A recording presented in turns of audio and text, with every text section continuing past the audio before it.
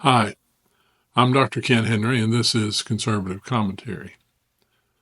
I want to talk with you about something that's been heavy on my mind for quite some time, and that's the need for respectful political discourse.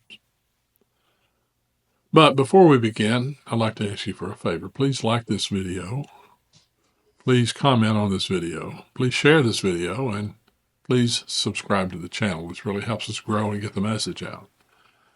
And if you don't mind, go over to youtube.com/@KennethJHenry and check out our other video. Take a look at these recent clips from Rachel Maddow and Joy Reid, and you'll see what I mean when I talk about the type of discourse that we don't need and the type of discourse that we do need. And then please, after looking at these clips, share your thoughts in the comments. Political discourse is an essential aspect of democratic societies. It provides a platform for individuals and groups to express their ideas, to debate policies, and to shape the direction of governance. However, the quality of this discourse directly affects the health of a democracy. In recent years, political discussions have often devolved into hostile confrontations, characterized by personal attacks, misinformation, and ideological rigidity. This trend undermines trust in institutions, polarizes communities, and stifles constructive dialogue. Therefore, we have an urgent need for respectful political discourse to promote understanding, preserve democratic values, and foster collective progress. Respect is the foundation of productive communication. In political discussions, it ensures that all participants feel heard and valued, regardless of their viewpoint. Respectful discourse does not require argument or agreement, but insists on civility and openness. When people engage respectfully, they are more likely to consider alternative perspectives, leading to a deeper understanding of complex issues.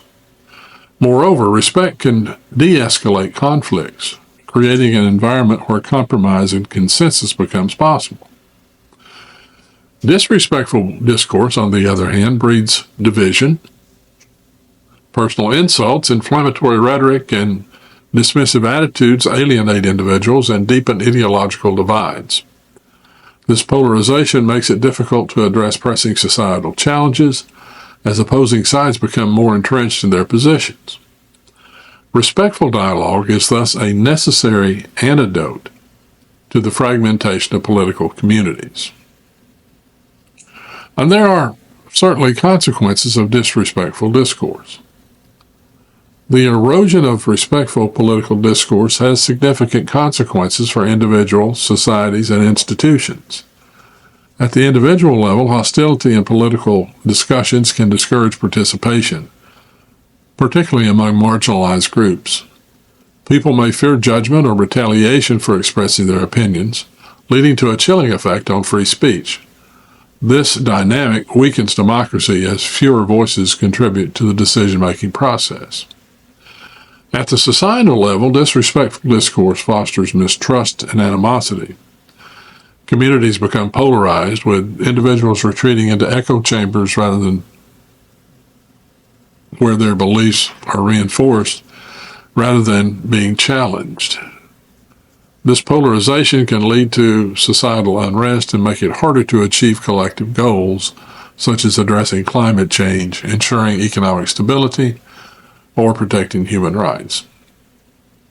Institutions also suffer when political discourse lacks respect. Public confidence in government, media, and other democratic institutions declines as partisanship and dysfunction become more visible. This erosion of trust can pave the way for authoritarianism, as citizens may become disillusioned with democratic processes and seek alternatives that promise stability or decisive action. Promoting respectful political discourse requires efforts at multiple levels: individual, societal, and institutional. On an individual level, citizens must commit to practicing empathy and active listening. This involves seeking to understand opposing viewpoints and refraining from personal attacks, even when disagreements are profound. Education plays a critical role in fostering respectful discourse. Schools should prioritize teaching critical thinking, media literacy, and communication skills. These tools empower individuals to engage in informed and respectful discussions, counter information or misinformation, and resist the allure of divisiveness. Political leaders and public figures must lead by example. They have a powerful influence on the tone of political discourse and should model civility in their interactions. When leaders prioritize respect and compromise, they set a standard that encourages citizens to do the same. Finally, institutions must create spaces for inclusive and constructive dialogue. Town hall meetings, public forums, and other participatory platforms can bridge divides by bringing diverse groups together to discuss shared concerns.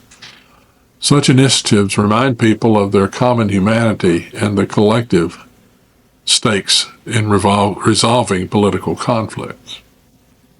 Respectful political discourse has numerous benefits. It enhances the quality of decision-making by incorporating diverse perspectives and fostering creative problem-solving. It strengthens social cohesion by building trust and mutual understanding among citizens. Furthermore, it upholds democratic principles by ensuring that all voices, regardless of background or ideology, can contribute to the political process. Respectful political discourse is not a luxury, but a necessity for the functioning of a healthy democracy.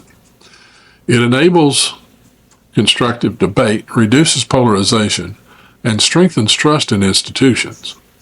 While the current climate of political hostility may seem entrenched, change is possible through individual commitment, educational initiatives, institutional reforms, and leadership by example.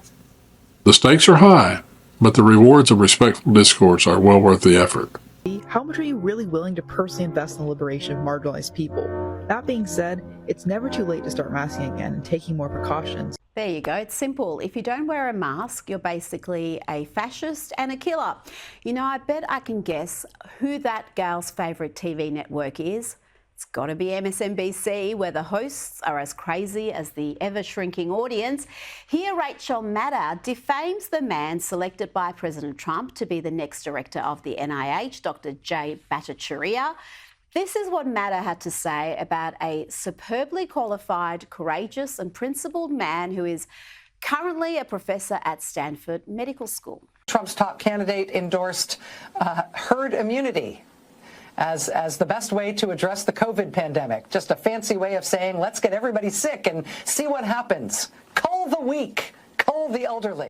What a disgusting lie from a woman who should know better. For the record, Dr. Bhattacharya advocated for focused protection of the elderly and vulnerable. But then we're used to Rachel Maddow lying, fibbing about everything from the Russian collusion hoax to the COVID jabs. Remember this? Now we know that the vaccines work well enough that the virus stops with every vaccinated person. A vaccinated person gets exposed to the virus.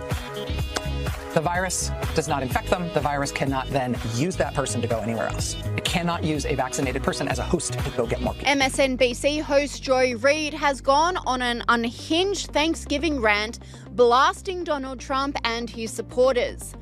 But you right-wingers shouldn't have to suffer the consequences of your votes? You don't want to be around me because I voted for fascism. No fair. I'm coughing on you with COVID, but you want me to wear a mask for your safety? No fair. My body, my choice. Well, here's an alternative thought. Make your own dinner, MAGA. Make your own sandwiches. Wipe your own tears. Troll amongst yourselves with Elon and leave us alone. You got your heart's desire, the president you dreamed of and worship instead of Jesus. And this time, you didn't even have to storm the Capitol, smash the windows, or try to kill police officers or issue death threats to poll workers. See? You did it just by voting this time. Congrats. You got your way. And he even got away with breaking the law. Yay. But if you expect the 73 million who voted for the prosecutor, not the felon, and particularly the 92% of black women who voted for Kamala to give you a cookie for your vote, a trophy, a hug, a high five, you might be asking too much. If we want to eat with you, we will. But if we just want some peace over the holidays and we don't want to put up with your trolling while we eat our tofurkey, get over it. Stop acting like we owe you. And for God's sakes, stop whining. It's embarrassing. Our Thanksgiving, our choice.